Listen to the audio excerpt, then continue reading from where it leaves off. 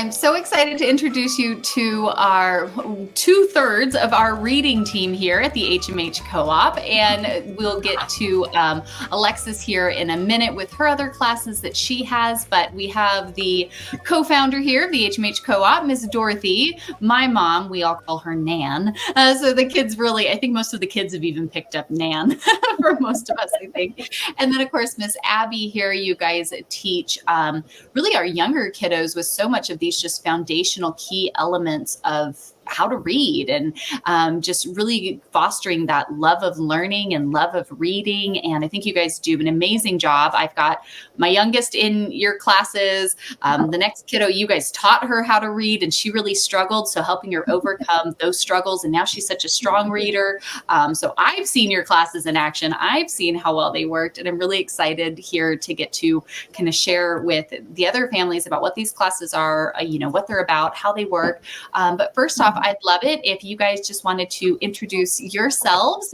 Maybe Nan, if you want to kind of introduce yourself, and then Miss Abby, if you want to do the same, and then we can walk through the classes here that you guys teach when it comes to all of our readers.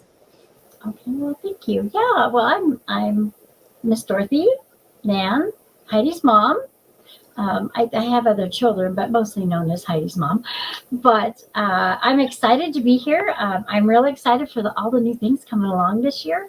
But I have been a teacher for over 25 years in the public school system. Now I've been working here for, can you believe it, 4 years doing this. And I love working with homeschoolers. This has been my dream come true. I love it.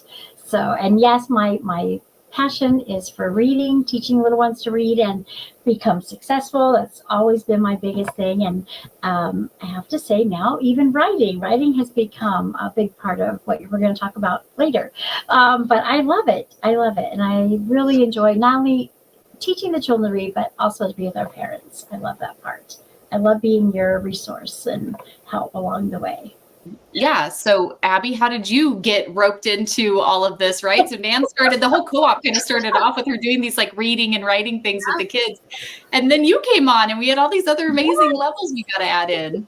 Yeah, I love how you say roped in because I feel more that I roped you into letting me join. So a year and a half ago, it's okay. I'm glad it's a mutual roping in.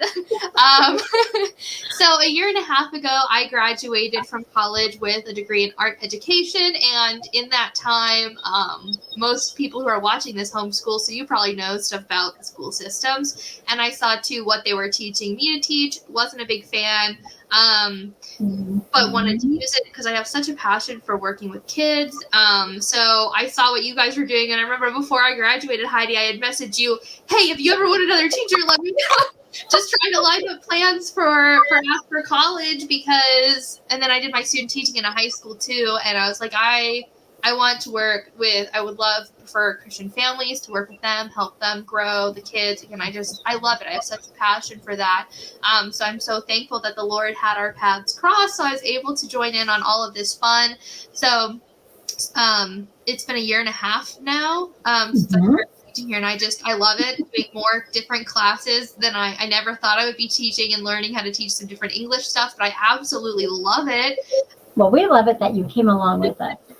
I think you've been a great teammate. And I think it was fun to watch. I remember when my mom became a teacher and watching her do student teaching and then her growing in the classroom. My mom's taught private school, public school, up to adult education, all the way down to kindergartners, so I watched her go through the process. So it was kind of fun watching you go through your student teaching and then kind of come in almost as like a student teacher with her and then start to grow in like your first, full years of teaching and stuff. So it has been fun. I remember going through all this with my mom, back in the day when we were kids, we grew up in the classroom with her all the time, working and helping in classrooms. So it was kind of fun going through the process with you as well. And I think the reading classes that we have here are just really instrumental because I know like for our family, we always said, you got to be in God's word every day. You need to know how to read. You need to be able to communicate your thoughts in a written form. And you've got to have your core, number sense, math skills. Because if you can read, you can learn anything. The world is your oyster, right? Like nothing will stop you if you can read. And so being able to help our kids, yes, become strong readers, but also to have that love of reading and to see it as something they enjoy and that's fun. isn't intimidating, isn't boring, all those different things. I think you guys have just done a really fantastic job. So I figure we'll kind of start with the youngest kiddos. For them, we offer Storytime Fun, and Miss Abby, you've been heading that up for now, the second school year, right? That you've been doing that? I think I started that, like real soon after I started. So this will be a full school year of doing it. Going into it. Yeah. So tell us a little bit about that. What are you doing for Storytime Fun? Who's that for? What are you doing? Yeah, so Storytime Fun is the name, because the name basically says it all. It's Storytime Fun with the little kids. So those who are not reading yet, they don't know all of their letters, are just kind of starting with their formal education journey. I don't want to just say education journey because that starts like right away with kids learning and sensing things. But when they're ready to start their more formal education journey where they're going to sit down and work more on things, that's really what this class is for. So we'll meet once a week for like half an hour to get them, again, just sitting and doing work and working on that. Figuring out the Zoom stuff for whenever they hopefully will move up in our co-op. We'll sit together, listen to a story. Sometimes there may be different activities. They'll color. I'll ask questions about the story we've listened to or I've read to them, just depending on what the story is. And I'll have printables and things available for parents to print out for their kids to work on outside of class. So while in class, it is purely just Storytime Fun. I want to make sure that resources are being provided for parents for continuing to build the strong foundational skills. So like counting, like numbers, letter sounds, names, things like that. I want to make sure that resources are being provided, even though we're not focusing heavily on those things during class. I know, I really appreciate it. I've had my youngest in your class, and I think there's, again, some of those key factors that are so important. To sit still for a set amount of time and pay attention to something. Some of our children struggle more than others, mine probably being at the top of the list there, but that was such a great thing to have that, because as a homeschool family, the joy is we can pretty much do everything on our own schedule, but sometimes it's like, ooh, but that's a skill that we do need to work on, right? My kiddo being able to sit and focus a little bit. But again, in a way that's fun, like our family, I really subscribe to a better late than early approach to education. I don't want to force my youngest kiddos, well, you got to sit down, you got to do all this, right? I want them to kind of ease into this. And I've seen great, results with my children from doing that. And so I love that you really support that in what you're doing, where they are coming in and focusing a little bit and doing something fun and engaging, where it's a story, there's questions. So you're bringing in the comprehension, you're bringing in letter awareness, like you're bringing in all these elements of education and of learning, but it seems so just fun and engaging that it's not like, sit down, we're doing this, you know what I mean? Like it's not rigid. Wiggle around a bit while they're doing it. Like they're not interrupting full lessons. Yes. You do need that space to slowly learn it. You want them to learn it, but yet you're not going to be able to force them into being able to just sit, because then they're going to be shaking in their seat.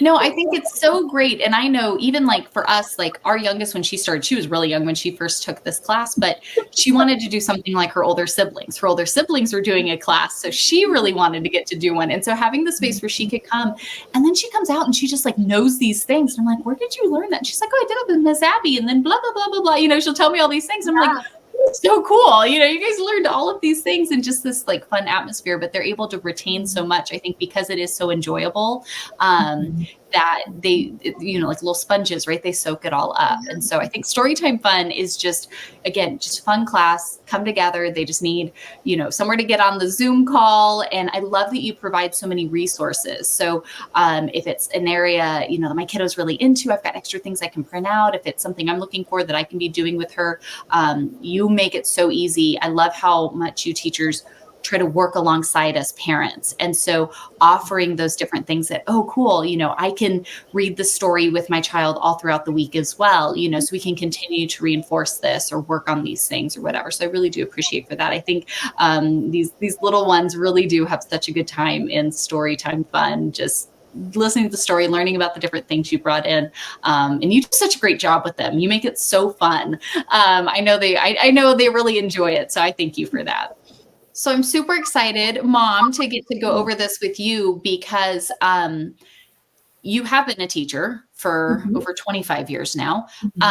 Reading was really always your passion. You did so many. I mean, you've taken more classes, more seminars, more things when it comes to especially early childhood learning and, teaching our kiddos to read. And I know that this part can kind of get a little more technical, right? When you're trying to go into this. But what I've really appreciated, in all my years of homeschooling, the past, dozen plus years that we've been homeschooling, you were always kind of that secret weapon I kept in my pocket of like, ooh, I'm struggling with this. Like, what do I do? Can I pick your brain here a little bit? But I know not everybody has a dial-a teacher, in their pocket that they can reach out to. And what I really appreciated from you is because you have spent so much time doing this with, so many kids over the years, you've done so much training, you've done so many different things. You also are really good at noticing when something's not right or something's not there, right? Like that's something you've worked on. So for us, like we've had kids that had struggles that I didn't realize. I just thought, well, why aren't they doing this or what's going on? I wasn't equipped with that. And so that was another area I really appreciated kind of having your assistance. But I wanted to just hear a little bit more from you. It's kind of nice to hear from that, like, oh, wow, like reading can be difficult. It can be a struggle. It's not super easy for every kid, but yet it's so huge and so foundational. I think as a parent, it's really overwhelming. So what's your background in this? How did you come to all of this? Like, oh, master reader, help me. Wow. Well, first of all, I think I always love reading. I love to read. And I don't think I've read like a full book in years because I'm always teaching. I was thinking about that not too long ago. Oh, I'm going to be off for 2 months. Maybe I'll read a book. That's not happening because I'm doing all of this. But the big bookcase we had as kids, there were so many books on that thing. Remember? That case was so cool. I wish you still had it. But yeah, you had, and you read all of them. Like you loved all your books. Yeah. Children's books all the way down to, I hate to say this, I'm going to admit it, to Harlequin. I read love stories all the way to, like I said, picture books. I love to read. But one of the things that I enjoyed when I first started teaching was I had this great group of kids. They were phenomenal. And the majority of them enjoyed reading, but they were like, they still enjoyed it. But they were kind of like, I don't know, not hesitant, but like, okay, if we have to. And I thought, that's so fun. Who wants to do that? And luckily we had this really fun reading night where we would come and all the grades did something, but we did a different book in every room and had pizza, but we did a lot of fun stuff. And I thought, this is how it should be every day. Because the kids were like really into it. So that was my 4th grade group over there at Joshua Springs. And I thought, you know what, we're going to just do this. And so for the rest of that year, and then from that moment on, I've always done something fun. We would come in from lunch and we'd make tents underneath our little desk and they would get to read their books and they would, next thing you know, they were asking for more books and more books and more books. And so from that point on, I just started learning all kinds of things, so that I could really help students that struggled with reading because I wanted them to understand that reading is fun. Reading is enjoyable. It takes you wherever you want to go. You learn things from the simplest books you didn't even realize you're learning, and you're attaining background knowledge in mountain-sized chunks. So I don't know. So from there, I just kept, if anytime there was anything about reading or literacy or anything in that genre, I just jumped in and went to them all because I thought they were, I would learn something that I could take back and really help a student with. So. Yeah. Or answer a question for a parent, Right. And I think that's what's so neat, right? So we have, Storytime Fun with Miss Abby, where it's kind of just starting very, very core, basic, foundational in a very fun way. And then once once our kiddos start kind of reaching, and again, I appreciate you, Miss Abby, so much that you guys are the knowledgeable ones who will sit down and come alongside us parents and help us to better assess our kids and see where they're at and what they know. I know I've really been surprised from the parents' perspective. You know, I work with my kids every single day. I think I know where they're at. And then you guys will sit down and do assessments. And I'm like, you knew that? I didn't know you knew that. You know, so I think it's so cool to have that extra resource come in, you know, and help us. Right. That's a core thing. You have to have a good assessment because you need to know what does your child know? What do they miss? What do they not know well? And that's, I think, the difference for where we really help families, because we can help you with that, because I've researched and I found good teachers who have, you know, recommended these, and they're very helpful. And the best part is it's very easy. It's very relatable for the parent to see, and we can work together, co-teaching to you know, kind of address those things that we find. So yeah, that's very important. You said something earlier about, and I know that we're supposed to do these quickly, but you had said reading is kind of scary to teach to a degree. I do agree, but you know what's great is that as we're doing them, we're showing you the steps and things that we're doing. Miss Abby and I both do. So that way you're learning along with them. And to be quite honest, it's not as daunting, and you're like, oh, well, I can totally do that. And that makes sense. And now I see where my child is at, and I can really help them. And it's so doable. We make it doable. We don't try to be all, you know, use the big words, because I don't know all the big words either. And I appreciate that so much, because like our oldest daughter picked up reading in 2 seconds. I mean, it was so easy for her. So I was like, oh, I've got this thing mastered. Look at me, right? Like I taught her to read in a week. And then I got to the next daughter and we kept struggling and struggling. I mean, for a couple of years before I was like, okay, Mom, I am not, you know, and then we got into all of these classes here that made the difference. But especially, it's one thing for some kids, they just pick it up and it's really simple. For others, they don't. And that's where it is, I think, so intimidating on the parent end, because we just all want the best for our kids, right? We don't want to ruin our kids, you know? And so when you run into those issues and you can't quite figure it out, you're just getting stressed out, you're stressing them out. And then for me, I started to notice like, wow, like my daughter just doesn't even want to read anymore. And that's not what I want her to feel, you know, about reading. And so it gets kind of scary almost when you're like, no, what did I do? Back up. Let's try again. So, and a lot of times it's not, I was going to say, but it wasn't that you were doing anything wrong. She actually we needed to assess, and we found some things that she was really struggling with because she had some issues. And that's great, because once you figure out what those are, and that's part of what we help with, and if I can't, then we find somebody who can, then you address them, and guess what?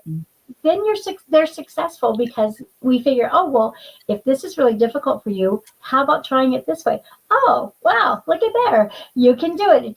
It just takes time. And when they are struggling, it's always good to remember just to stop and ask somebody for help and go, what's going on? And that's what we're for. So, which I appreciate, because now with our youngest kind of getting up to this age now that she's moving into these, I'm like, I feel so much better going into it, you know, because you have helped to equip me, you know, as the parent of like, oh, okay, you know, I'm a little bit wiser now, a little bit older and wiser, and, you know, I've learned a little bit more through the process. And I really do appreciate that, because it's always better if we can be learning alongside of our kids and understanding as well. So when we do run into things, we're like, oh, okay, let's try this or try that, you know, whatever. So I know kind of once our kids have gone through Storytime Fun, or even if they didn't do Storytime, right, but they're kind of getting to that time where now it's time to start learning their letters and their sounds and kind of these foundational key things. We have the Phonemic Awareness class, and I would love for you to tell us kind of more about that. I feel like this one they're all super important, but I feel like this one is so important because it's like that first real like solid layer that we put down for our kids that they will build everything off of. And so the stronger of a foundation they have, obviously the better everything else will be. So can you tell us a little bit about phonemic awareness, what it is, what it does, you know, kind of those pieces into that, and which kids that would be best for? Certainly. We used to think like kindergarten going into first grade kind of thing. So, okay. So yes, phonemic awareness, guys, phonemic awareness is just encoding and decoding. Big word. It just means that encoding is like the sounds of the symbols, right? So it's just the sounds, while decoding is actually going from the symbol to the sound. So, you know, encoding is going, oh, that says ah. Oh, that's the letter A. Or that's the letter A, it says ah. That's all that is. The other part of that is then taking it to the next level, where phonemic awareness is just the ability to, you know, to notice or think about and then work with those individual sounds. Here's an example. Okay. Without showing any letters, no, you know, none of that. You just say, cat. Let's stretch it out. At. I hear 3 sounds. K, at. Okay. Well, what happens if I take away one, but and then I say b, at, and then they go, oh, I know that. That's b, at, bat. See, it's just working with those letters. That's what phonemic awareness is understanding those sound letter corresponding, links.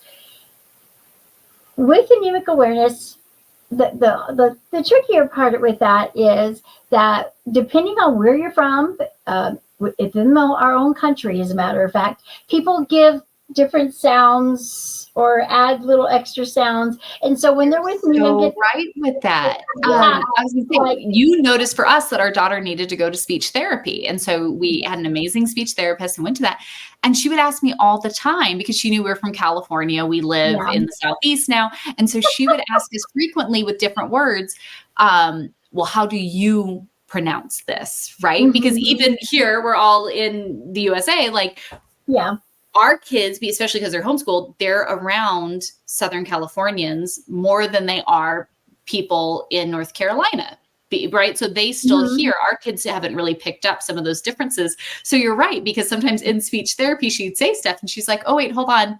We're going to get through this word. How do you all say it? And it's such a funny little difference, but you're like, wow, you're right. If you're trying to put these together and do this, like, that matters. Like, there is, not that it's a make or break deal, but like, it really does shift things. But a lot of times people go, ooh, or duh. It's not duh. It's just that d sound. D. That's it.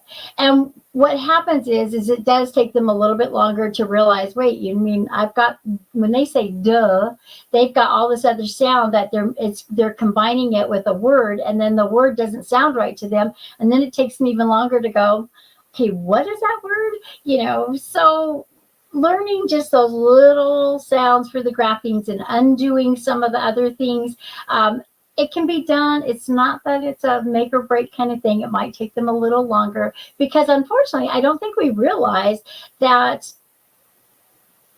when students first learn to read, it's all about the hearing. It's all about the oral. It's making the sounds and the hearing. And they need to get that down just as much as they need to recognize the letter and write the letters. The oral part is so huge. And I'll be honest, I taught kindergarten for 5 years. I taught first grade for 5 years, second grade. And I did not realize how important that was. I would have done way more oral, teaching. And of course, everything I do is through games and, fun activities. And the reason we do that, why? Because we want it to be fun. We want it to be engaging. I only get you for a little bit of time, and I want to engage you as much as I can while we're on that screen, so that I can hear you practice and I can hear you practice, so I can evaluate. Now, that was another thing you had said. The difference between teaching your own child to read and having this is that, for me, I can evaluate very quickly, just quickly listening to them or seeing what they're writing. Both of those things, I can tell where they're at and where they're headed. And so I think that's always the hardest part for parents. But the best part is, as we co-teach, I get to teach you how to look for those things. And again, I'm here when you say, okay, what's going on? I'm not sure. And then I get to help with that.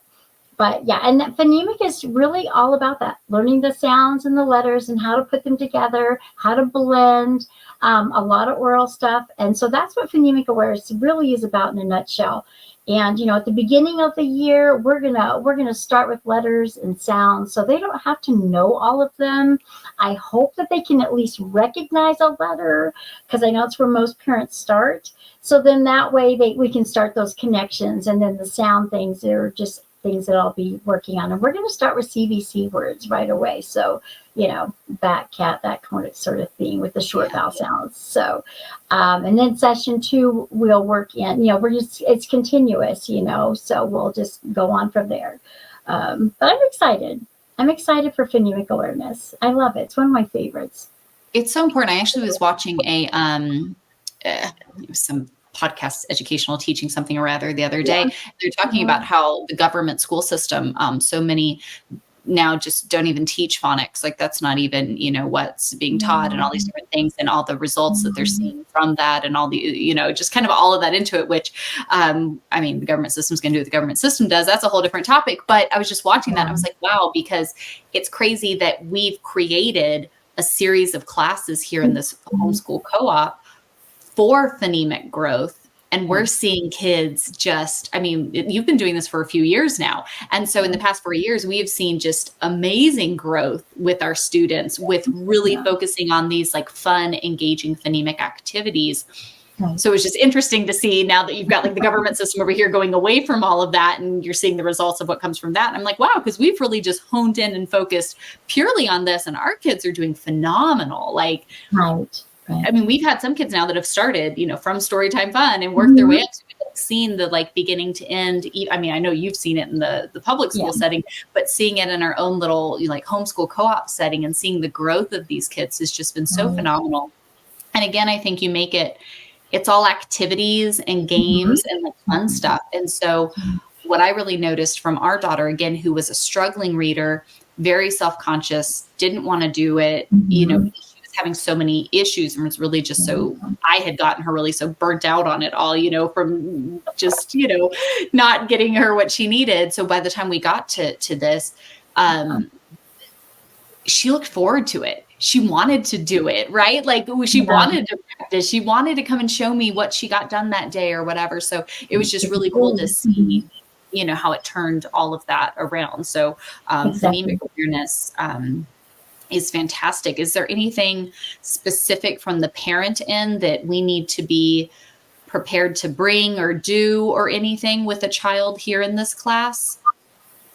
I think for the parent, just relax.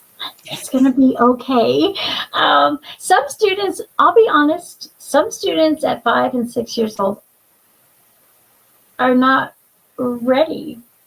They are still in a different, God creates us all to be very, to have very specific skills. And sometimes those skills are still being developed.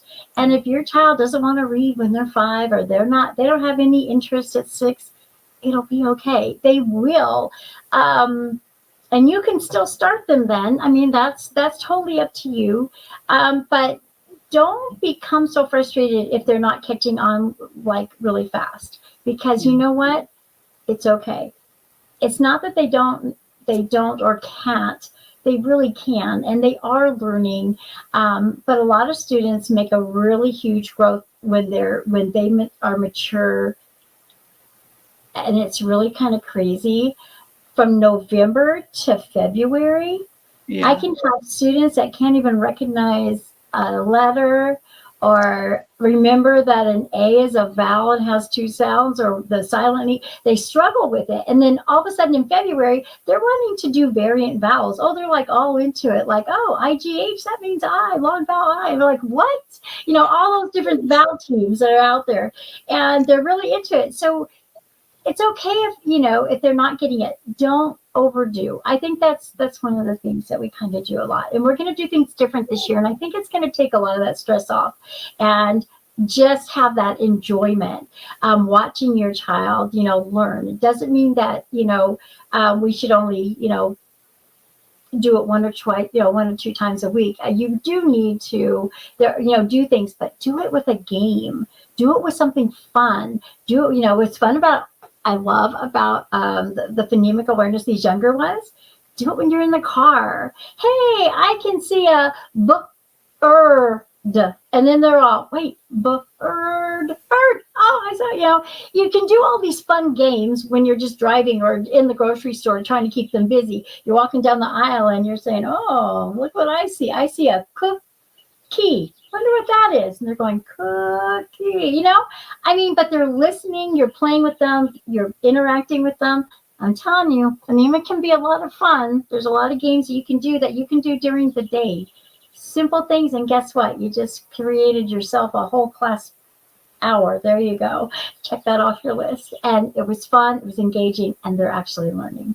So doesn't have to. That's what I think is so important, right? And again, it's for some of us, when I started homeschooling my kids, I had no experience with homeschool, right? I came from a purely, government school situation, right? So like, I thought you just school at home, you sit down every day, this is what you, right? So for me, like it was a really big learning experience to figure out how to do this whole thing. And so it can be kind of hard sometimes when you're like, well, we only do this when we're sitting here doing this. And it's like, do it in the car, go out for a hike, right? Draw letters in the sand, right? Like there's so many different fun activities that you could do. And it's like, it really is everywhere. I think we do so much of this, our family, when we're at the grocery store, because you have words all around you, right? Everywhere you look, there's words in the grocery store. And so my kids will do this, like sometimes, going down the grocery store, okay, we're looking for the letter B because it says what, you know what I mean? And then we'll like look for anything with a B and we'll find the B sound, as we go through it. So like it is fun when you get those and it's like, oh, you're right. Learning is everywhere. Like we have so many opportunities of things that, we can do. So I think that's really awesome. And I think the Phonemic Awareness class is so instrumental here in pouring this strong foundation for our kids that now fluency, literacy, budding readers, like everything else is going to build off of, this here. And so I know that I will forever be grateful to you in the Phonemic Awareness class because you came in and like saved our home already. And now my next one's getting ready to go up into it. So I'm really excited, for her to get to go through now what I already watched her sister do. And I appreciate how much you invest in wanting to help the parents because, like I said, I feel like going into this with my next, I feel better prepared, right? So I'm not stressed, all the things that I know last time I was like the crazy parent over here going, I feel like going into, I'm like, oh, we got this. We're okay. We're learning, like it's all good. So I appreciate that very much. And I'm sure my kids do too. Well, I hope they do. I know they do, and I hope our parents feel that way too. I love when they write to me and go, hey, Miss Dorothy, what about this or that? And we get together and we figure it out, together. I love that. So yes. So our next level of classes that we have are the kids that would be in our Fluency Practice, which Miss Abby, you head up that class as well. So who needs to be in fluency? What do you all do? Can you tell us a little bit more about that class? Yeah, so for fluency, we try to really, just do that, help them become more fluent readers. And we'll also start with writing for them to start writing their own stories, and typing skills will be a big thing that we're going to focus on this year because being online, as much as handwriting is very, very important. So we do workbooks before this time. Handwriting is super important, but in this digital age and being on an online co-op, so is typing. Typing is also very important.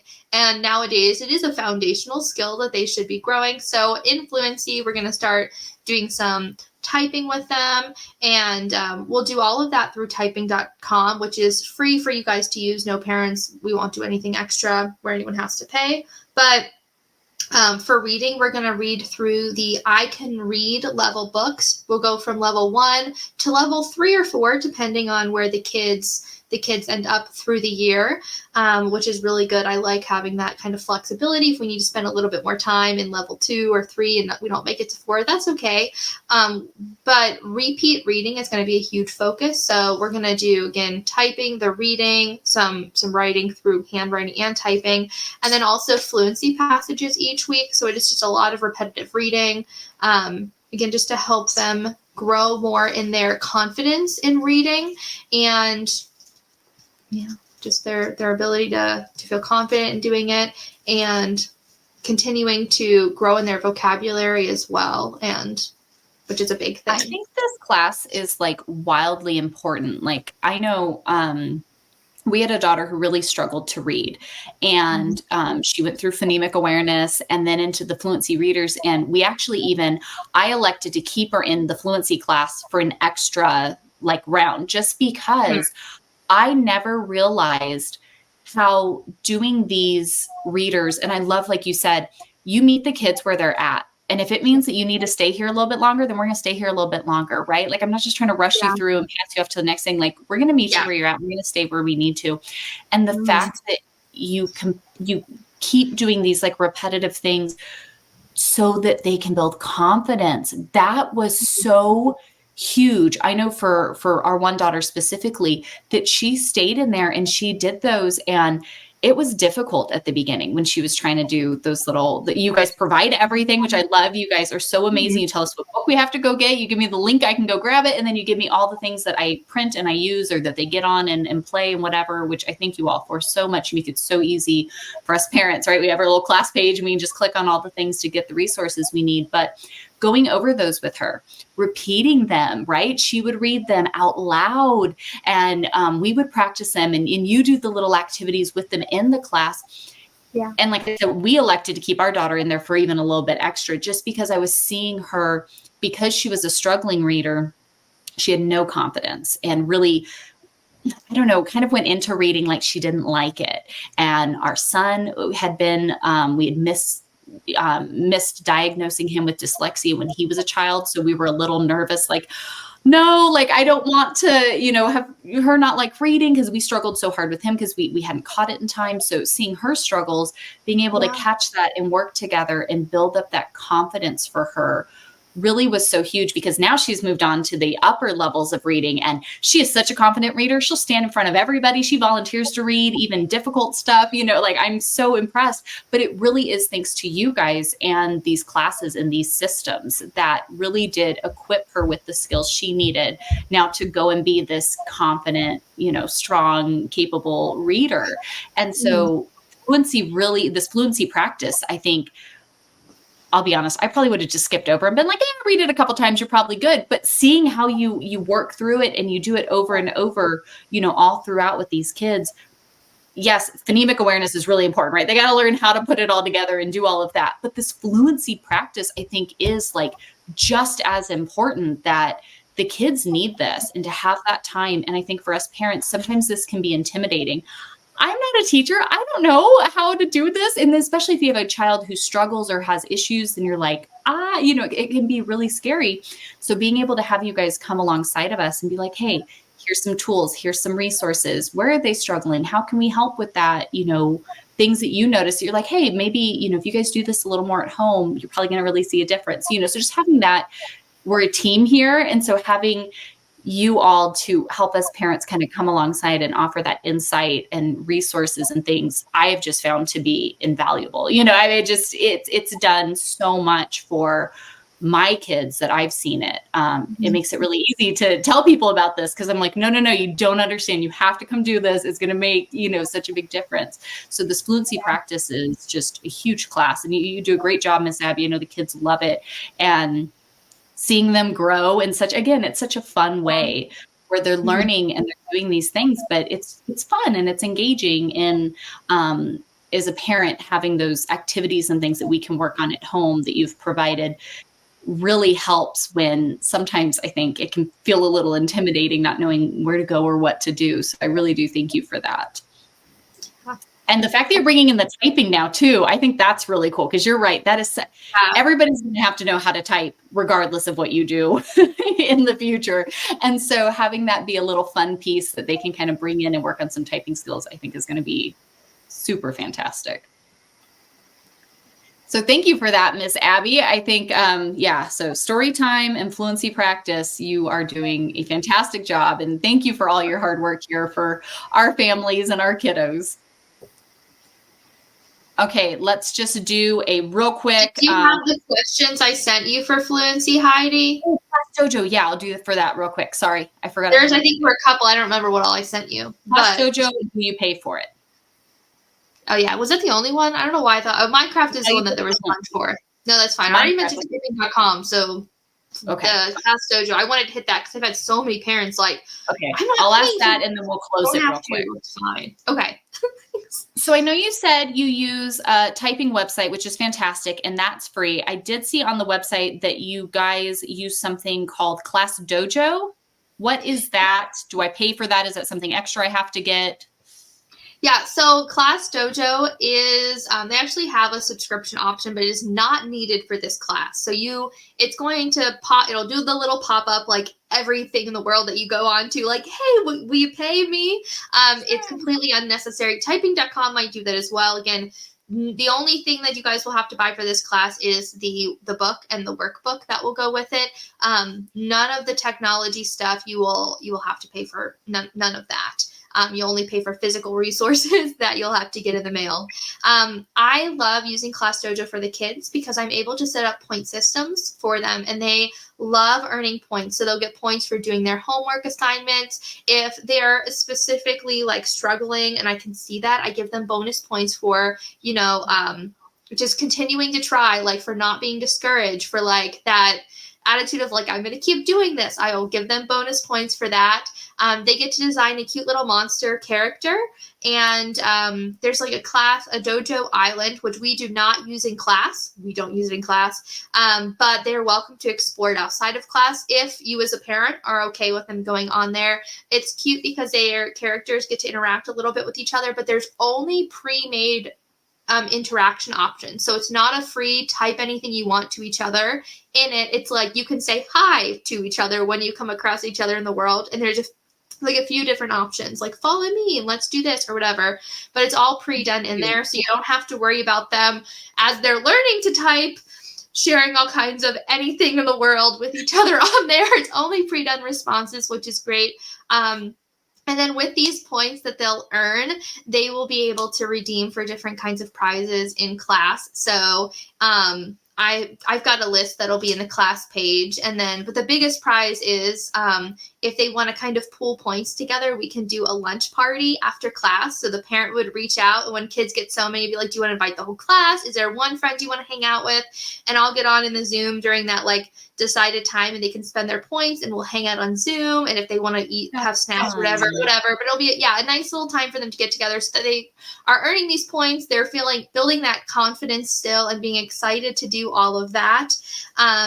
And we'll also use it for recording videos of their fluency readings if you want to help track their progress, which will be really cool to have those videos for parents to see at the beginning of the year, what their child was reading and how they were doing. All the way to the end, it stores it in a portfolio on the Class Dojo, which is just really cool. Yeah, and there's like I can leave comments in it for every point they get or they lose points or whatever the case might be. Little notes in there. There's also a parent chat to message back and forth if there's ever anything really quick. If it's like, hey, we're not going to be there today, but you don't have time to email, you can always just send it through there, which is really cool too. So there's lots of fun stuff that we'll do through the Class Dojo. I love that you have that. That is a great resource, and that makes a lot more sense. I love that there can be a space that they can all come and add their things and do their stuff, and the points. Like, how fun is that? Like, yes, please. They love getting their points for everything. I believe it. That sounds great. So this next class we have, I'm really excited to hear about because this is a new class that we're adding on this year, and that would be our literacy learners. And I'm going to give this over to you. Who's this for? What are they doing? What I think is really neat about this is over the past, 4 years of the co-op, we believe so passionately about meeting our students where they're at, right? That's what it is. That's why we don't have like set grades, like we have groups in places because it doesn't matter to me how old you are. I want to know where you're at, what you know, and how best we can support and lift you up in your learning journey. Like that to me, my kids every year, I hate it when people ask what grade they're in because I have to pull up our YouTube videos to figure out what grade we're in because I have no idea. I'm like, what grade are we in? Let me check my phone real fast. But I love that in here, like I get it can be helpful sometimes if you just have like an age or a grade, but I think it's just more to meet our children where we're at. And something you had noticed with our students we have had here in our HMH co-op family is there was kind of a gap in between our pre-existing classes and the levels and the students that you knew would be kind of moving up next and where they would go. And so I love that you teachers are so caring in that way. You all do it where, and I know we'll talk about it with Alexis as well, but you guys have kind of looked at our students and been like, I need to create a specific class. Like I can see a need here now that we have, let's meet our students where they're at, create a class for that to, lift them up in their skills and their learning and their adventure here. So that's where Literacy Learners came from. So who's that for? What are y'all doing over there? Okay. Well, we did see a need. This was the first year that we really had young children ready to learn and to head off into, they went through phonemic, they were doing jam-packed stuff, and they were learning like crazy. But I did not feel that they were ready for fluency, because fluency means that they're already truly reading, on a level. We're not to the level yet. So yes, I decided that I wanted to meet their needs. So we did create this class, and I'm super excited. What we're going to be doing in here is our goal is to master in this class. Mastery is always important, but a lot of that mastery comes together as you are, as you're continuing on.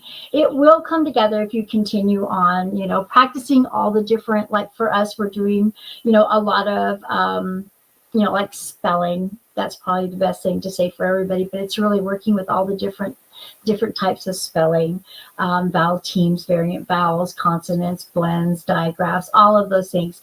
So the more we practice those, they're going to get to the point where they can master them. But it's not just about hearing them and reading them. It's also about writing them. And so we're really heading into that with literacy learners. And we are going to be focusing on the goal of understanding how vowels work together as a team or individually or in some various way, so that English language is a little nutty. It really is. We have lots of things that come together that's in our English language that throws us off. But we are going to be practicing those all year long so that when they leave here, they are going to be ripe and ready for fluency. They're going to be jumping into those, level 1 readers, which I'm super excited about. And so this year with literacy learners, like I said, we're going to go back over. We're really going to be working towards mastery, and we're going to be doing a lot of writing. And then we're going to read those, working on those same, whatever it is that week we're working on, but we're going to be really diving in a little deeper with some little deeper reading, really getting into writing where I can work with them and see them, and then we'll correct it as we go along. And make sure that they're really understanding how those letters are working. So we're going to focus on that. And the best part is I go as fast or as slow as the kids need them. So I might have a whole month planned out, but if they need a little longer, we step back and we will practice those, and we will do the lessons again if that's what it takes, because it's for them. And that's why we're here. I'm not in a classroom where they tell you have to have 70% of your students got it, you move on. Could you imagine? We've been doing that all those years. No, here is, I wait for them to have it. And if they're still struggling a little, I just give you, I can give you some fun things to do. But we work as a team. Mom, Dad, and me, we're a team. So we will get them where they need to be. But mastery is, that's our goal for the year. So that's why we developed this new class.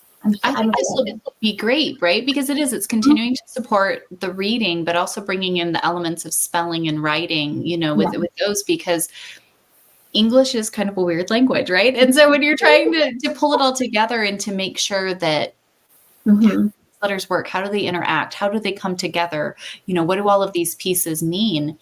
Again, this is just another key block on top of this like phonemic awareness platform we're building that helps them to become really strong readers, and then also have the ability to take their thoughts and, the things they want to say and put it into a written form. Yeah. But yet in a way that's fun, that's engaging. It's so much. It's like I've seen it, right? Because I see the activities you send home for my kids to do. But they're just that. They're activities. They're fun things that we can apply, throughout our days with different things that we're doing. And so seeing the stuff that the kids really do retain, and the fact that you monitor. Well, there's no set standard here. If we started here, we need to get to here. You're meeting our kids where they're at and moving at a pace that is suiting them. The kids drive the bus here, right? Like they're the ones doing it. Yeah. Right. And so I think it's so important. Like, I know that, all of us as parents, we get our little parent hub with our little private class pages and things. And you put resources in there, you put activities in there. And sometimes those activities will repeat for a couple weeks because we're not there yet, right? Like we're still working through these things. And, I love having that communication where like, hey, I noticed, so-and-so, your student was, this one's really hard. If you guys practice this at home, or you try this, or you do that, I love getting that feedback because it's like, oh, okay, I'm not the professional here. And so I feel like I'm just wandering aimlessly in a forest when I'm kind of shooting in the dark, trying to figure out what we need to do. And so it is so helpful. I love that we are a team working here together. You can be like, hey, they need to practice this a little more at home, sitting down and having reading time together, doing this, doing that, right? Doing these different things. It is really awesome to see and kind of get that input from you of, oh, okay, we'll try that some more, and then, see where that takes us and where the student's at. So I'm excited for the literacy learners class here. Me too. I have been getting more and more exciting. I hope I can rein myself in a little bit because I keep finding all these cool activities, and I'm like, okay, I gotta start off slow, and I'm sure I'll just, the resource page will probably get huge. I can't help myself, but it is so great to have that kind of like cache to pull from of like, oh, here are, if you have a student who's struggling or a student who's really into it, it is great as the parent kind of having this little secret resource now where we can be like, oh, here's some fun games, or here's some this or some that we can go through, because what I appreciate too is I don't know all the words. You know what I mean? Like, I don't know, some of these terms you guys use, and I'm like, wait, what is that? So when I've been looking for reading help or writing help or whatever, that's what I'm typing in because I don't know the right words. And so it gave me some generic help that maybe didn't actually help my student with what they actually needed. And so I appreciate that you come in and go, oh no, they're struggling with blah, blah, blah. And I'm like, oh, okay. And then we were able to focus on that specific thing that maybe I didn't know, but you spotted it right away. And so I think this will be a lot of fun, again, to just kind of bring, again, we're still building up the reading skills, but bringing together the letters. And I feel like it's almost this like perfect bridge between phonemic awareness and then getting into the fluency practice. Like, yes, it's the reading, but it's the letters and how they connect and the spelling. And, it kind of like pulls all of that together, I think, again, and just weaving this strong foundation for our kids. And the biggest point here, in a way that they can enjoy it and find it fun, because I think if we instill a love of learning into our children just across the board, that will literally reap dividends through the rest of their lives. If they look at learning new skills and learning about new things as a positive experience and something they want to do. Imagine for all of us, even, as adults, imagine if you loved learning and loved doing that, it's like, wow, that would make life so much easier. If I was, yeah, sure, I can tackle that. What is it? Let's figure it out, Right. They feel like the whole thing is to help them. Everybody wants their child to feel successful and be confident about what they know. And that all of those things help them with what's the biggest issue that we have in education today. And that is to, say what you're thinking, put your thinking into words, think for yourself, right? Because unfortunately, that's not what school's about anymore. It's you put this information in, you put it down on paper, you take a test, and then you go into the next class. You just they tell you what to think, what to say, how to put it together, you put it down, and you move on.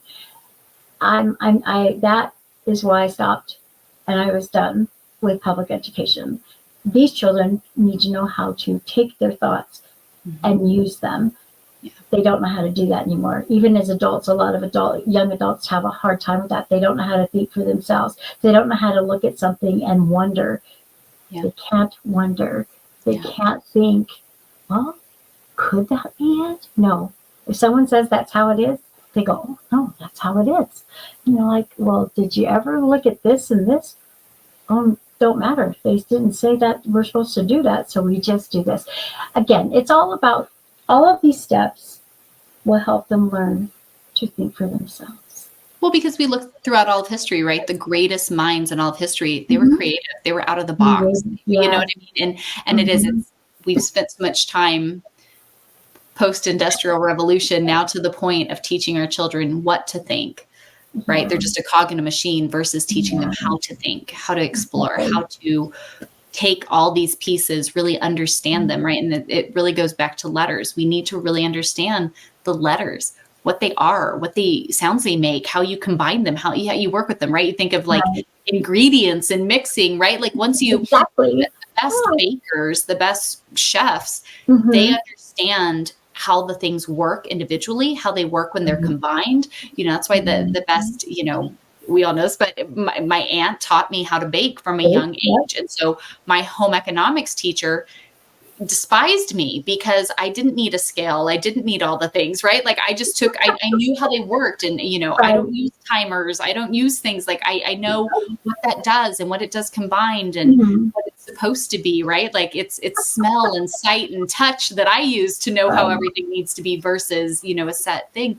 But I think that's kind of part of it, right? Where when you look at something, it's like, no, I know how this works and how it goes, and I can try this and do this.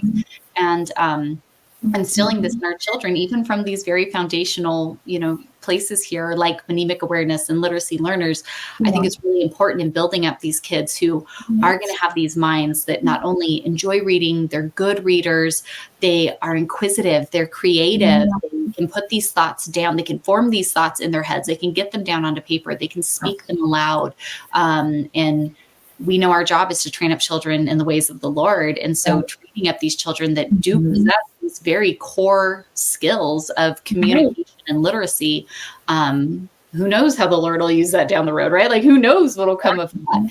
And so I think that really does bring this all together and make it all so important. So thank you for not only the wisdom that you bring into all of this, but even then stepping out and being like, these kids, because you look at all these kids like they're your babies, right? And you look at them and you're like, oh, they need more. What do you mean? They are right. When you call me and you're like, my kids need another class. We're adding more on. This is what they're getting. This is what they need. And so I appreciate, you know, your care for them in that way here in all of this. So I'm excited for this class. And I know Alexis is going to share. She's got another class she's adding in.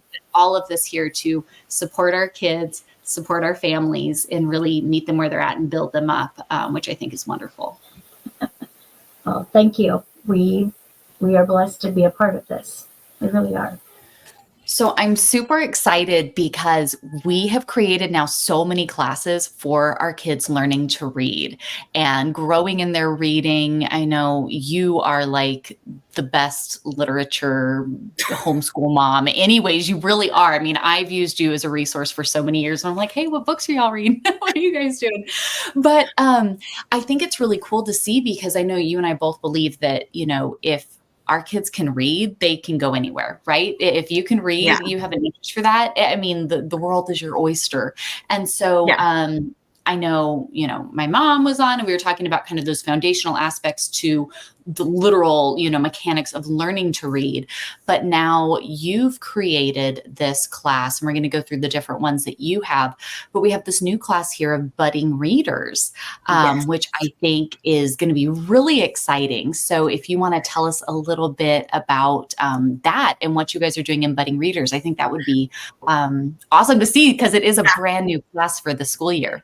Yeah, I'm so excited. And it's funny because so many things in this co-op were created organically out of our kids needing the class, right? Like, hey, our kids have graduated from this, so what are they going to do next? And then it just kind of kept adding on with that. And so as we have refined the program over the last few years, because back when Miss Dorothy was the teacher for everything, we would have, in the early stages, certain things like phonemic awareness and fluency. Some kids would be in there for a couple of years. It just kind of depends. And some do still need that, and that's totally fine. But through all of that practice, we managed to get it down to basically a 1-year curriculum for most, right? And so we realized that as these kids were coming out of fluency, meaning that they are reading entry-level chapter books, they understand the rules of spelling, they're solid readers as far as being able to figure out what a word is. Even if they have to sound it out, they know how to do that. We initially tried throwing them into the intermediate readers class, and it was just not quite the right fit. Like, the ones that were in there were able to read the material, but it's just the expectations were going over such a broad range of skill set that it was really hard to kind of narrow down. And so we started talking last year, like in August, about how, hey, we maybe need to look at adding a third class in here. And so we've been talking about it and thinking about it for a year now.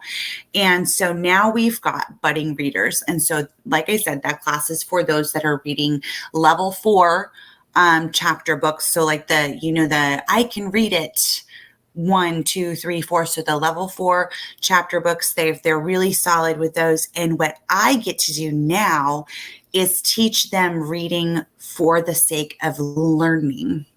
Instead of just we're reading to learn the skill, which is what they've been doing. My own just came out of fluency, and it really was like, yeah, they got a cute story along with it, but it was really about, what is this word? What are these skills that we're doing? What is your reading fluency? And now it's, what do you get from the story? What is the moral of the story? And so this is our entry level reading comprehension. And so what I'm doing in this class is I have 6 total chapter books that we're going to do throughout the year. So we're meeting for 4 months out of the year. I do have a reading list that I'm putting together for parents on the off months so that they can keep building the skill. Awesome. Such a great resource to have as a parent. Yeah. I was like, how can it just wasn't feasible to do it every month. I wanted them to be on the track that the other students were for the reading.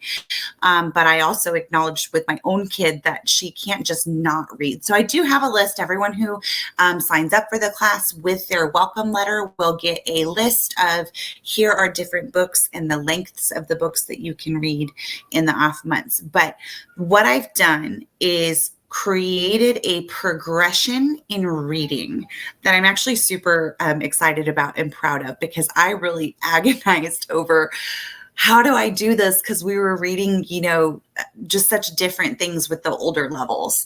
And so the first month we get together, we're reading 2 books, The Courage of Sarah Noble and Cora Freer. And Cora Freer is actually based on a true story. So I'm really excited about that one. And The Courage of Sarah Noble is based on watch me get the descriptions of these books flip-flopped, but they are set in, one is in 1700 America and one is in 1800 America. And one of them is on a girl, her dad is a prairie doctor, and he goes on house calls and she goes with them, and it's the adventures that she goes on with him. And then The Courage of Sarah Noble is, I believe, the earlier one, where her family is settling and they've got Native Americans around them and they've heard all of these scary stories, and it's about them settling into the life. Now, each of these books are about 60 pages long. So the whole month we'll read 120 pages, which may sound like a lot, but the kids who are coming out of fluency, they essentially read this much before. They were just reading the same passage over and over, and we're not doing a whole lot of repetition in this class. The following month, we're doing a pair of books. There's the first book and the sequel, so The Chalkbox Kid and The Paintbrush Kid. And this is a boy who's moved to a new neighborhood.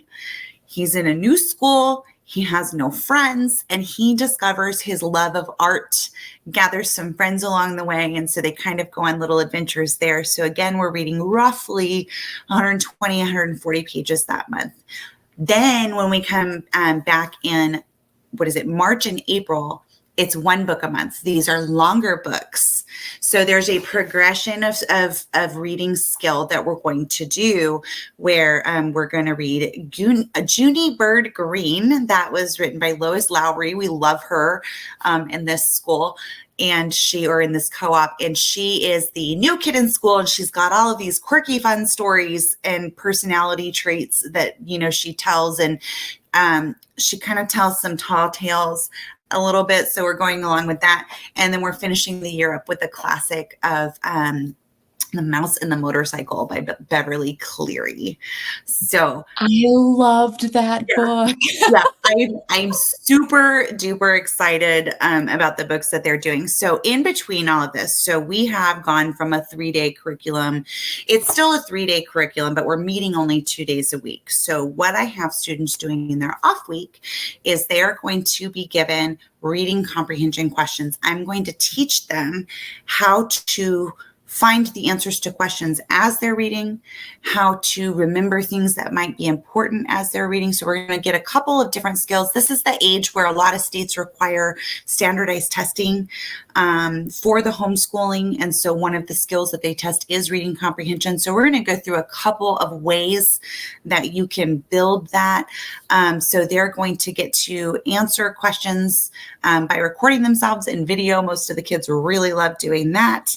And toward the end of the year, we'll probably do short summaries where we start working briefly on summarization and also what questions they have for other students to do. So really, it's again going to be that progression, and they will be able to also continue their typing that they started. Any students that started typing in Fluency, that's of course done in their own time, but we will have the program for them. We'll have suggestions of things that they can do. So it's kind of an all in one thing, and likely they will deal on a very small scale. We're going to work on vocabulary and spelling. So we're not going to try and make it really like, in public school, when you go in elementary school, it's like you've got 20 words you've got to memorize by Friday. Right. You've got to do the spelling test. And if you get it wrong and, all of that, we're going to learn vocabulary based on context clues and just how to understand what we're reading and things like that. So they'll have a little bit of that thrown in too. But I love that approach though, because that's how we all naturally do that in life, right? So like, let's go about it in more of a natural, like real life setting. I think that makes so much more sense. Yeah. So I'm really excited to see, the kids grow. And I think they're going to love the stories. We also are alternating female and male hero and heroines. So there's a little bit of something for everybody. There's some historical stuff. There's some just for fun stuff. So it's just kind of a huge mix of things. So I'm very, very excited to do it. I love that, because anybody who says they don't like to read, it's because they've never found a good book. And so when you try out different things and kind of, I think it is important that we kind of scatter in some different types of things, right? Because we all have our different things that we prefer. And that helps our kids in finding the thing that like does spark it, for them. That then they're like, ooh, I can get into this. So I think that's awesome. Yeah, we're gonna try really hard to keep every story fun and let them learn how to ask the questions. What about what we're reading makes you curious? What would you like to learn based on what we just read today? Do you want to know what this looked like? Or do you want to, know what that sounds like? Or, so just even following that curiosity, I think is so important. And that's what we really try to do through all of our readers classes that we have. The other thing too that we're introducing this year is I will, for all of the reading classes, have a recommended, this is what I recommend that you do and how long I think it's going to take that you do. I love that.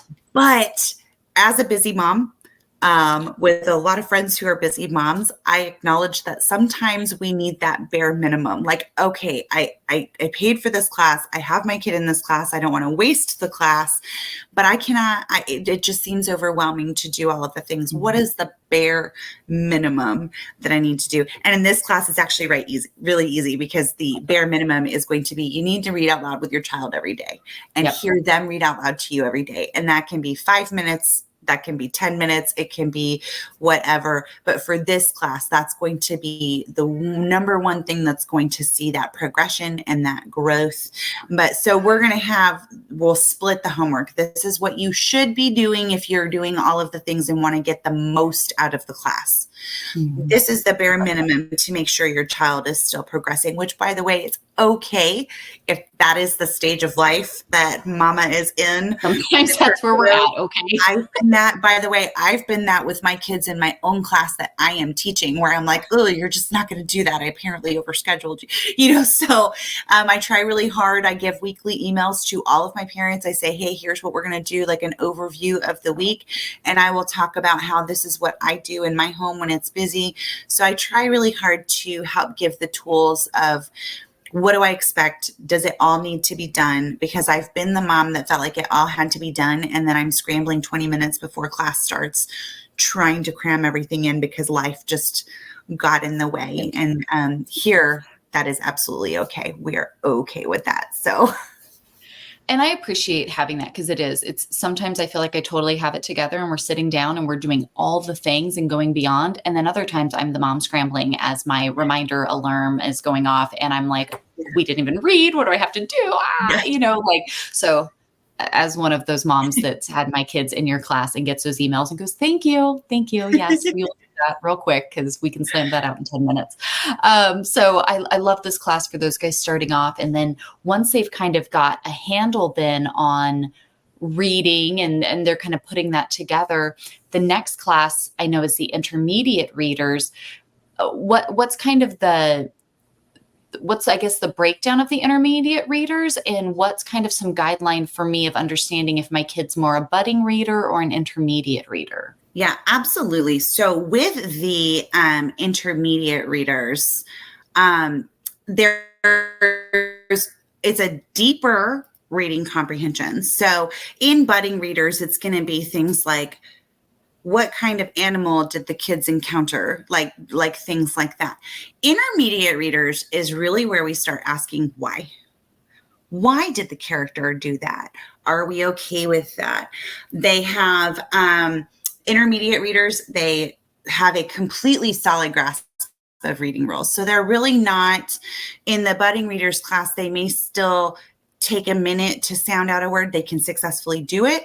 In intermediate readers, it's not. They might stumble on a word just because sometimes our brain goes so fast, but they will pretty quickly figure out what that word is. And they've been reading chapter books for a little bit. So it's not something that mom and dad need to sit down and read to help them with the chapter books. So they can read these chapter books. They might need help with a bigger word here and there or something like that. But for, those not super, heavy chapter books that can pretty much read them themselves. I have on the thing. So now reading is used to learn new ideas in order to gain new knowledge, to experience new feelings, to learn new attitudes, and to explore issues from one or more perspectives. And so budding readers, we're figuring out what a perspective is. Intermediate readers, we are figuring out what the conflicting perspectives are. Do we agree? Do we disagree? Do you have a different perspective? What's going on? And it's just at a very beginning level, just starting to encourage that. We like to encourage our kids to question the why and go find out, utilizing God's word, of course, as your base. That's our baseline. That's our moral compass. So why did that character talk so meanly to that other character? Was their attitude justified? Was it okay that they were upset, that they were feeling that way? What would you have done differently? So that's really going to be a big part of how intermediate readers is different from budding readers. Also, the books are longer. So it's just from a practical standpoint, if we are still learning how to read the chapter books, it's going to be more of a struggle. But kids who have been reading chapter books, they're getting books that are more in the 220 page, 240 page range for the most part. So I'm super excited about the books that we're doing with them this year. Sorry, let me rewind. Intermediate readers is where we really start digging more into culture and history around the books that are being picked. So you will find that. So we are doing Number the Stars by Lois Lowry. We're going to do that in October. That one is an amazing book. It is set in Denmark during World War II. And it is about how a whole country saved their Jewish neighbors and friends and family members. I mean, the percentage rate of those saved in Denmark is absolutely astounding. It is told from a girl, I think she's about 9 years old in the book. It's told from her perspective. So the kids tend to really identify and understand. It's told at a level that they understand, but they're going to really be digging into history, and we're going to be examining pictures of Denmark. What was it like? What is the history? What are some of we have a couple videos. We'll watch some real historical videos of really interesting things that they're going to learn about that culture. Not just about World War II in that culture, but about other things having to do with it. There are landmarks that are mentioned that we will explore a little bit and things like that. So that's Number the Stars. After that, we have I Rode a Horse of Milk White Jade. That is set in like the China and Mongolia, but it is about a girl who is in a nomadic culture. They have different religious beliefs than what we do. And it's kind of the story of a girl overcoming adversity and coming into her own. And it is just such a really well written book. Then in March, we will be moving into By the Great Horn Spoon. We will explore the California Gold Rush time frame. So that's going to be super fun. And we end the year with Golden Goblet, and it will be about ancient Egypt and a boy who is trying to overcome the station that he has been given in life. There's a little bit of mystery and stuff going in there, but we're really going to get to dig into one of the coolest things about ancient Egypt is we get to go through how do the 10 plagues relate to the gods that they worshiped in Egypt. God was very specific with what he did there. So the kids are going to get kind of a really thorough lesson about that. So they get really excited about, connecting those pieces and seeing how all of that relates biblically. So that's pretty exciting. So, and I love how much that all comes together, right? Because we are so big on, I don't want to teach my kids what to think. I want to teach them how to think. And this is something that in our own walks with the Lord, like we have to ask why, right? Don't just take something because, well, that's what you've always done, or that's what is acceptable in even your Christian social circle, right? Like why? If we don't continue every day of our life to take it back and put it through that biblical filter and go, once I sift it through scripture, like, do I still come out to the same thought? Do I still do the same thing? Do I still whatever? Like we have to do that our whole lives. And it's so important as Christians that we do that. And we ask those questions when we look at the things we watch, what we read, what we listen to, who we hang out with, what we prioritize, right? Like we do this in every area of life. And so how are we going to teach our kids to do this? Like, I want kids that discern.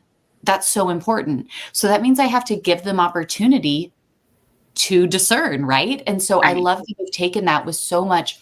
Again, there's so much importance with understanding great literature. But when you take that and you have these things of, like you said, if I was faced with something like that, of having a Jewish neighbor, right? Like, how could I address that? How could I do that? If I ran into someone who comes from a different background and belief system than I do, right? Like, how do I address that? How do I think through that? How do I, these are all very real. Like, I know they're fun stories and they're fun lessons and things like that. But right, like when you take it and you put that through, you take the historical context of something like ancient Egypt, right? And then you go through the biblical lens of scripture and you're like, coincidence? I think not, right? Like, but going through that and having that in, again, a faith-focused environment where you and I have been homeschool moms for a long time, right? And so these are the things we do with our kids, because I want my kids to know how to think. I want them to know how to put something through a biblical lens, and I want them to know how to discern. And it starts with doing things like this that teach our children as they grow up, to be able to just naturally do these things. And it helps us too, right? As we're going through and we're asking these questions and reading these things with them, that we're like, ooh, I never really thought about that. And really, too, one thing I love about the historical element and why I keep doing it, there's a reason I do it this way. And I think learning about other cultures is twofold. I mean, really probably much more, but it's a twofold purpose for me. Number one, to know what those other beliefs may be so that you are not surprised by them. Also, to better understand what it is you believe. Right? Some people don't realize what it is that they do believe until they're confronted with something that they disagree with.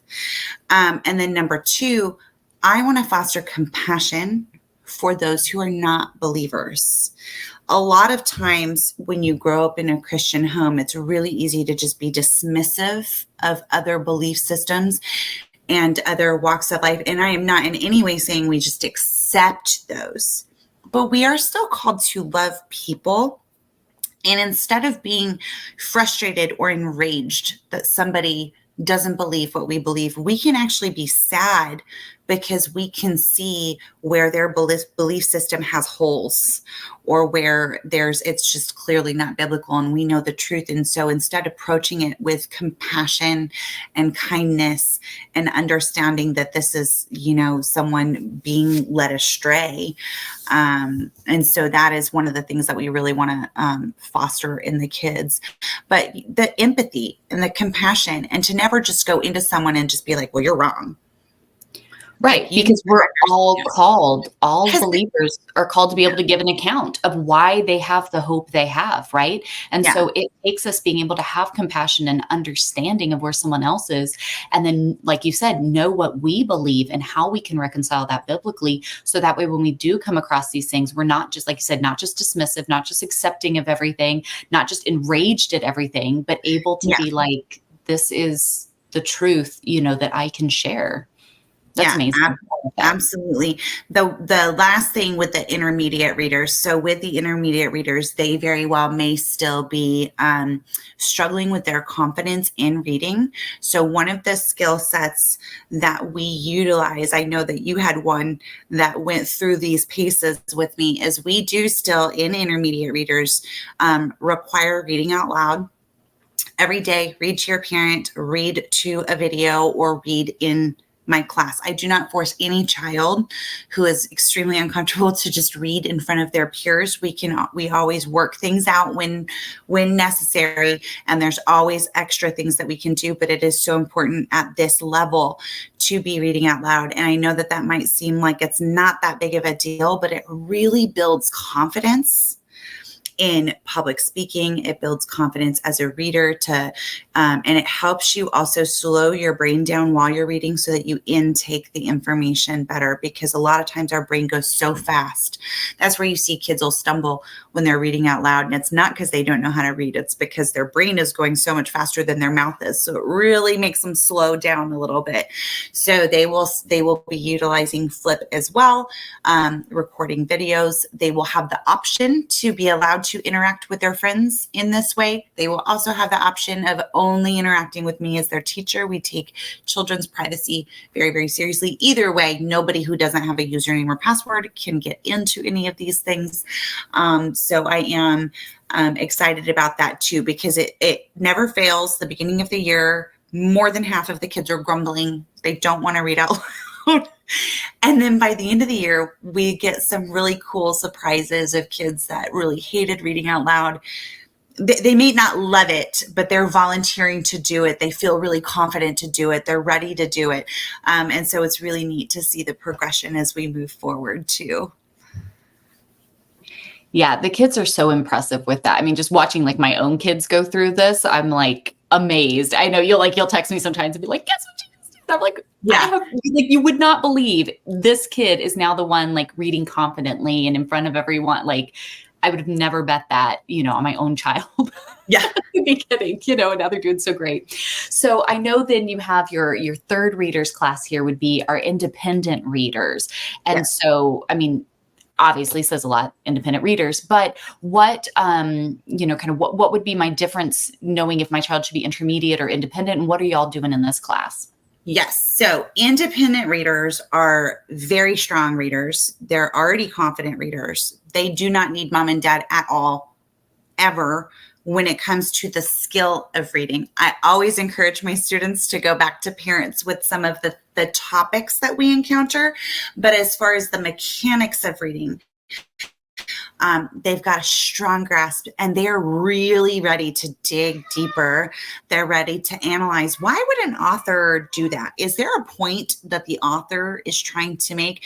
A lot of the kids are writers in that class. They tend to be in the writing class. So we like to incorporate that. I'll say, if you were the writer, would you have done the plot differently? Would you have twisted something differently? So what we have written specifically for them, I'm trying to remember all of these. So they retain the material that they have read. They don't need to read a section multiple times in order to remember the point of what the author is trying to say.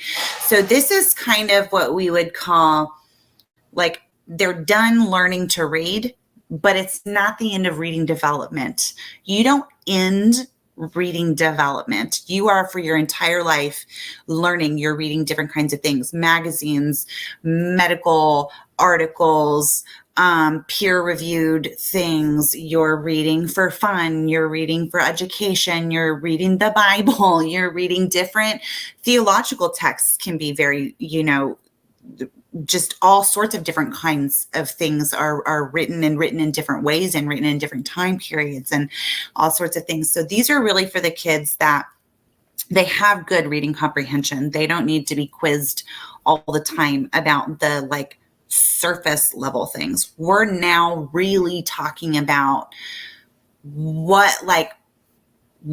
is going on in humanity, that this is what the choice is that this character made. And we talk also about harder things. So this is definitely for the kids who are, more teenagers.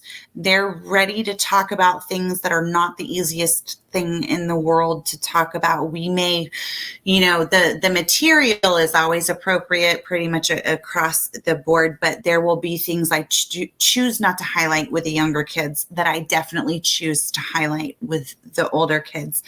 For example, that Number of the Stars book, I did it with my independent readers.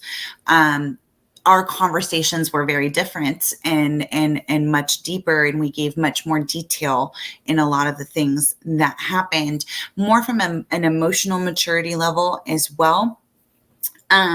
We are this year, I got a few requests from students and parents that they would like to see harder, more challenging material. So I believed them. It's so cool though. Is that awesome when you're like, because it's so hard when you, especially as the teacher, right? You're trying to find something across the board for everybody, but like when the kids are like, let's do it. Like, let's dig in. They're ready. Absolutely. They are ready for the harder material. And so hopefully I think that they will ultimately love most of the books that I have chosen, if not all of them. I tried to find a little something for everyone. We are doing an interesting progression with this class too. We are going through classic American literature. So we are starting off with 2 months of Charles Dickens. We will be reading Great Expectations and Oliver Twist. I love that. Oh, that's going to be exciting. There's so many things in those. And then we are going to end the year in March and April with Pride and Prejudice. and Pilgrim's Progress. So what is interesting and unique about each of these books that they get to break apart? We're actually reading them backwards chronologically. Charles Dickens was the most recent author out of all of them.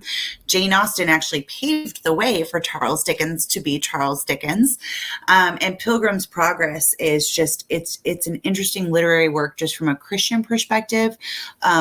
It's filled with allegory and just the painting a picture of what it is to live and die as a Christian. So the challenge here for students is going to be, of course, the language in which things are written in. People spoke differently back then. There were different turns of phrase. There were different things like that. So they're going to take a minute to get adjusted to that. So we're going to almost be translating the books as we go, but I just finished reading Treasure Island out loud to my kids, and it's so funny when you get done and I'm like, just especially when you're doing it out loud, right? But like you get done and like your vocabulary as you're doing it, we had to almost like de-pirate ourselves for a little bit after reading through all of it. But it's so amazing. And like you said, because so many of our kids are loving the writing classes so much, I love, as a parent, right, then when I read my kids' writing, I see things that I'm like, ooh, that came from reading that book. We will definitely be digging into the historical context of the books. What was the time period they were written in? What was life like of the day? And we will be learning the practical things like that. But also, we're going to really be dissecting the importance of these authors. What did they do for literature as a whole? They each kind of had something important that they did. We're really going to delve into that. So we're really going to be breaking down not just the book, but the author and what the author did, not claiming that any of them were like perfect people. So nobody should be expecting that I'm saying that, but they really did do things. You know, Jane Austen paved the way for Charles Dickens. Charles Dickens was really the first viral material, like everybody. You can't take away the weight of each of those authors, even in our modern time. I mean, across the board in so many different ways. So I think that's a fascinating thing. But again, too, we try to teach our children that the impact they leave on the world, right? That's why our witness of Christ is so important. That's why what we do is so important. That's why the lens we look at things is so important, right? Because like the impact that you can have for good or for bad, right? Like you can look at it in so many different ways. That's important. And each of these authors really did write with a purpose. They had a point that they were trying to prove in the works that they wrote. And so we are also going to ask the question at the beginning of each book, what is the author's point and do I agree with it? No wrong answers, but do you agree with it? Why or why not? And so just even figuring that out. And it's so fun to see. We usually have strongly for, strongly against, and some that are kind of like, I feel both ways. And I just we just have the conversation and we learn how to agree and disagree with each other, which is a really cool skill that we just accidentally started developing in this class, where it was everybody has space to have an opinion. And unless that opinion is unbiblical or completely unfactual, then it's your opinion stands. You're allowed to think what you think and feel what you feel. Imagine if we put adults through those practices, right? Like imagine the world we would live in today. I think our kids need to have this. That's something that is so important. Yeah. So these are weightier books. They are longer books, way longer books. I chose them with a purpose, though. It is because the independent readers last year, they devoured the books. I mean, I had a really hard time like harnessing them back. And so they are going to be reading more. I don't think that the ones that take this class will actually complain about that, though. They tend to really enjoy reading. And we will start slow as far as homework outside of reading, because it is a new way of thinking and way of speaking. It's going to be really trying to kind of learn the language first, and then we'll start delving into, I typically will have questions that they need to answer or opinion pieces. They don't need to write, but they need to have an answer for, give me your opinion on this. Go dig and find this thing based on what you read. So they will have little things. None of my homework, though, as far as that goes, should ever be more than 30 minutes outside of the typical reading. And I don't assign a ton of it because at this level, I really just want them to read and learn and question and get curious and go find the answers and do the things. So that's really what we're going to be focusing on. There may be, because it's so interesting from a literature perspective and a language arts perspective, we may do some language arts exercises in the class where we break down sentences and sentence structure and things like that, but nothing on a crazy scale. I love that because there really is so much depth in their learning, but it really is so fun for the kids. And even the ones, I think that I know you've oftentimes had kids that were a little like, I don't know what I feel about this book. I don't know how I really like it. Right. But then you get into it and you guys get breaking it down. And like you said, I've literally seen where you are over there trying to harness the children because they've already read ahead like a bajillion chapters because they're loving the story so much. And you're like, whoa, y'all, that's like 2 weeks from now. We're not there yet. So I think that's really cool to see too, the ones that are like, I don't know how I feel about this book. And the next thing you know, you can't get them to like stop, you know. Yeah. What's also been really cool to see is the ones that I actually had a couple last year that on one book, and it wasn't the same book, thankfully, so I didn't feel bad about my choices, but they like enthusiastically went through the book and like loved the external material that we were learning. But I always ask the students, what'd you think of this book? Did you like it? Did you not like it? I want them to know their minds. What do you like? And I did get a couple of, it's not really my style. It probably wasn't my favorite book of the year, but they all had a blast learning and digging. And that actually was, I think, a bigger compliment, the ones that really enjoyed the learning process, even though it wasn't their favorite writing style, even though they would have liked to see different things from the book that I chose, they still really enjoyed all of that. So I think that's awesome. No, I think these classes are great. And I love too that it's building upon their skills, but then really just like unleashing them to continue on because that's what they'll do the rest of their lives, right? Like it comes from everything that we do as adults, right? It has to start inside first. And then, you know, the rest will follow. So I think that's fantastic. I think these classes are great. I always knew you would be the perfect teacher for all of this because again, just as longtime homeschool friend over here, you're the one with all the great books. And I know you and your kids love reading and like breaking down every time you come up, right? You're always like bringing books and we're swapping them back and forth and going through that. So I think it is great to have these classes and really just build that love of reading within our kids, even the hesitant readers, because I mean, mine, who is a very hesitant, very not confident, struggling reader, is now my biggest reader that I have in the house, you know? So like, I've watched my kid go through this process starting on the negative side. My favorite thing is the last time I talked to that child was Mom took me to the library and I was picking out my, books. And that was the coolest thing for me. I've had to limit how many books we're checking out now because I'm like, y'all, like we can only fit so much into one day. That is amazing. So, you've made it win. That's amazing. So awesome. Thank you so much for this. I'm so excited for these classes. Of course, any of you, if you have questions, you check out the website, email Alexis, anything you need. And if you're not sure, you're kind of iffy on which one your kid should be in, just reach out, let her know, and she'll be more than happy to help you through that process. So that way we can get our kiddos in to where they will thrive the best and really build them up so that they can go through this on their own terms, right? It's not about, hey, you got to do this, where are you at? Where can you thrive? We want to be a support to work alongside of the individual families. And so I'm glad that we're able to do that here with this setting. Yes.